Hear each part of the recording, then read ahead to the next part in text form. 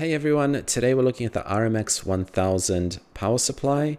This is my personal power supply that I use for my current 12900K build, but I also have this in another build at another house, which is the 5950X build. I keep going back to this power supply simply because it just never fails me. It's a very good power supply and it really lasts a long time. Between me and my family, we have about 5 Corsair power supplies, and they keep going and they're very reliable, which is great. Anyway, we're going to open it up and we're going to have a look at everything that's inside. Look at this beautiful black and yellow box with 80 plus gold certified.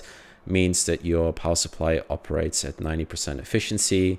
We get the 10 years warranty, which is really, really amazing. And it's a full modular power supply, which means that you use the cables that you want and you disregard the rest. Anyway, we're going to pull things out a little bit. And the first thing that we get is our main power unit. It's got this beautiful industrial fan to keep it cool. Nothing remarkable on the bottom, and we've got the RM1000X logo on the side. I'm going to put that down real quick, and we're going to have a look at the inclusions. We get some cable ties, which a lot of you guys will use for cable management, and this important information booklet, which I'm sure many of you diligently read. We've got this really cool little power plug. I shouldn't say cool, but it's, you know, it's there and it's good. We use it, so why not?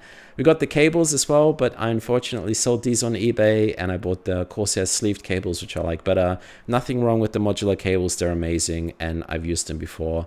No fault aside from the fact that they are not as visually pretty and they don't bend as easy. Anyway, here's the power supply itself using Japanese capacitors, which is very good to see. It's not quite like the RMI version where you can plug in a cable in the back and track the power usage and all these other software components, but we get the full modular setup, which a lot of us are now very much used to. It's basically very simple plug and play. You can't screw it up, and you get the big industrial fan, which most of the time operates at, 0 RPM because it doesn't really need to operate at a lot of fan speed. There are a lot of air holes on the back as well to keep the unit cool.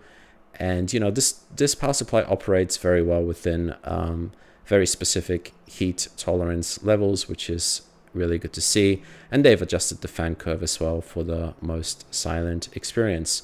Anyway, guys, we're going to have a look at how it looks in our build. So here it is, beautiful and big. It powers all my little fancy lights and my computer.